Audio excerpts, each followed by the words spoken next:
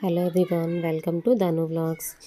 ఈ పూజా విధానం కార్తీక పౌర్ణమి రోజు కానీ, సోమవారం రోజు కానీ, ముక్కోట ఏకాదశి రోజు కానీ ఏ రోజైనా చేసుకోవచ్చండి. 365 ఒత్తులను ఎలా వెలిగించాలి, ఉసిరి దీపాలు, పిండి దీపాలు ఎలా వెలిగించాలి అనేది ఈరోజు మీకు క్లియర్గా ఎక్స్ప్లెయిన్ చేస్తాను. ఈ మంత్లో ఎప్పుడైనా ఈ పూజ చేసుకోవచ్చండి. ఉసిరి దీపాలను, పిండి దీపాలను ఎప్పుడైనా వెలిగించుకోవచ్చండి. ఈ మంత్లో ఎప్పుడైనా ఈ పూజా విధానం ఇంట్లో కానీ, తులసి కోట దగ్గర కానీ, గుడిలో అయినా చేసుకోవచ్చండి. ముందుగా మనం ఎక్కడైతే పూజ చేసుకోవాలి అని అనుకుంటున్నామో ఆ ప్రదేశంలో పసుపుతో అలుక్కొని బియ్యం పిండితో పద్మ ముగ్గు వేసుకొని అలంకరించుకోవాలండి పసుపు కుంకుమలతో. కార్తీక పౌర్ణమి రోజు చంద్రుడు కృతికా నక్షత్రంలో సంచరిస్తాడు కనుక ఈ రోజును మనం కార్తీక పౌర్ణమిగా జరుపుకుంటాము. పూర్ణచంద్రుడు ఉన్నప్పుడు ఎవరైతే దీపం పెడతారో వాళ్ళ ఇంట్లో శివపార్వతులు, లక్ష్మీనారాయణుడు కొలువు ఉంటారని, మరియు వాళ్ళ ఇంట సిరి సంపదలు కలుగుతాయని మన పురాణం కూడా చెబుతుంది.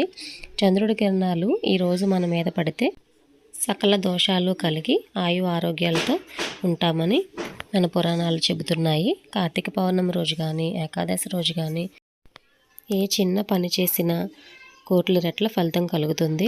ఆ రోజు దీపం కానీ, స్నానం కానీ, పూజ, దానం అన్నీ ఏం చేసినా సరే పుణ్యమేనండి.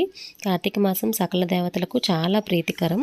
కార్తీక మాసాన్ని దేవదీపావళి లేదా త్రిపుర పౌర్ణమి అని కూడా అంటారు. పౌర్ణమి మనకు ప్రతి నెల వస్తుంది, కానీ కార్తీక మాసంలో వచ్చే పౌర్ణమి చాలా విశిష్టమైనది, చాలా గొప్పది కూడా. పౌర్ణమి రోజు, ఏకాదశి రోజు, సోమవారం రోజుల్లో ఉదయాన్నే లేచి తలకు స్నానం చేసి దీపం పెట్టుకోవాలి. సాయంత్రం ఇంట్లో మరియు బయట దీపం పెట్టుకోవాలి. కార్తీక పౌర్ణమి రోజు పూజ సూర్యోదయానికి ముందు లేదా సూర్యాస్తమం తర్వాత చేసుకోవాలండి. సాయంత్రం పూజ చేసుకున్నవారు పున్నమి చంద్రుడు ఉన్నప్పుడే పూజ చేసుకోవాలి. ఉదయం నుండి ఉపవాసం ఉండి చంద్రుడు వచ్చిన తర్వాత, అంటే చంద్రకిరణాలు పడే చోట దీపాలు వెలిగించాలి. ఈరోజు దీపాలను తులసికోట దగ్గర అయినా, గుడిలో అయినా పెట్టుకుంటే చాలా మంచిది.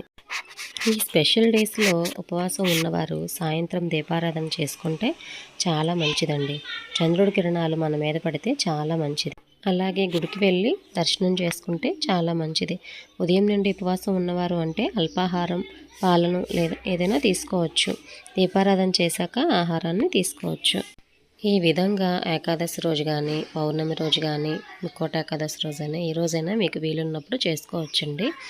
ఈ విధంగా పద్మ ముగ్గు వేశాక ముందుగా ఇలా పసుపు కుంకుమలతో అలంకరించుకున్న తమలపాకుల్ని ఈ విధంగా పెట్టుకోవాలి.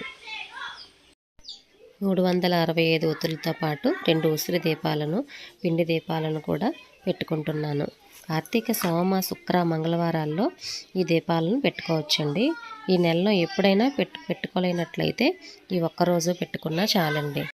ఈ మంత్లో 365 ఒత్తులను ఎందుకు వెలిగించాలి అంటే, ప్రతి ఇంట్లో నిత్య దీపారాధన జరగాలి కదండి. కానీ మన ఆడవాళ్ళ అడ్డంకుల వల్ల దీపారాధన అనేది చేసుకోము. ఈరోజు ఎంతో విశిష్టత కలిగి ఉంటుంది కాబట్టి మనం ఈరోజు ఈ విధంగా దీపారాధన చేసుకుంటే మనం చేసిన అపరాధనలు తొలగించుకోవటానికి ఒక ఛాన్స్ వచ్చినట్టు ఉంటుంది. కాబట్టి మనం ఈరోజు 365 ఒత్తులను వెలిగించుకోవాలి. అలాగే పిండి దీపాలను, ఉసిరి దీపాలను వెలిగించుకున్నట్లయితే చాలా మంచిది. ఇలా దీపాలను పెట్టుకున్న తర్వాత 365 ఒత్తులను ముందుగా నెయ్యిలో నానబెట్టుకున్న పువ్వొత్తులను పిండి దీపాల మీద, ఉసిరి దీపాల మీద పెట్టుకోవాలండి.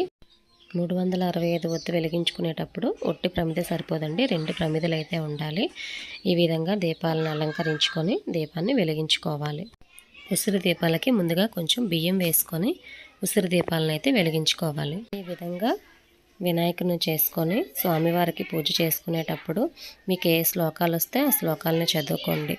లేదు అనంటే ఓం గం గణపతి అయి నమః అనుకుంటూ స్వామివారికి పూజ చేసుకుంటూ పసుపు, కుంకుమ, అక్షంతలతో దీపాలకు కూడా సమర్పించండి. అన్ని దీపాలని పువ్వులతో అలంకరించుకోండి. దీపాలను వెలిగించుకునేటప్పుడు కర్పూరం పెడితే మీకు చాలా ఈజీగా దీపాలను అయితే వెలిగించుకోవచ్చండి. గుడిలో అయితే గాలి తగులుతుంది కాబట్టి కర్పూరం పెడితే మీరు ఈజీగా వెలిగించుకునేవచ్చు. ఇంకా గుడిలో అయితే దీపదానం చేయడానికి ప్రయత్నించండి. పూజారిని అడిగి వాళ్ళు ఒప్పుకున్నట్లయితే దీపదానం చేయడం చాలా మంచిదండి. అన్ని దీపాలకి చుట్టూ పువ్వులతో ఈ విధంగా అలంకరించుకోండి. ఈ విధంగా అలంకరించుకున్న తర్వాత స్వామివారికి ఆకు, వక్క, తాంబూలం, ప్రసాదం సమర్పించుకో. మీ దగ్గర ఏ ప్రసాదం ఉంటే అవైలబుల్గా అది పెట్టుకోండి. వడపప్పు పులిహోర అయితే ఈ డే రోజు సమర్పించుకుంటారు. ఈ విధంగా కార్తీక మాసంలో నెలంతా చేసుకోలేని వాళ్ళు మీకు వీలున్నప్పుడల్లా ఈ విధంగా పూజ చేసుకున్నట్లయితే చాలా మంచిదండి. ఈ వీడియో కనుక నచ్చితే ప్లీజ్ నా ఛానల్ని అయితే సబ్స్క్రైబ్ చేసుకోండి. Bye friends.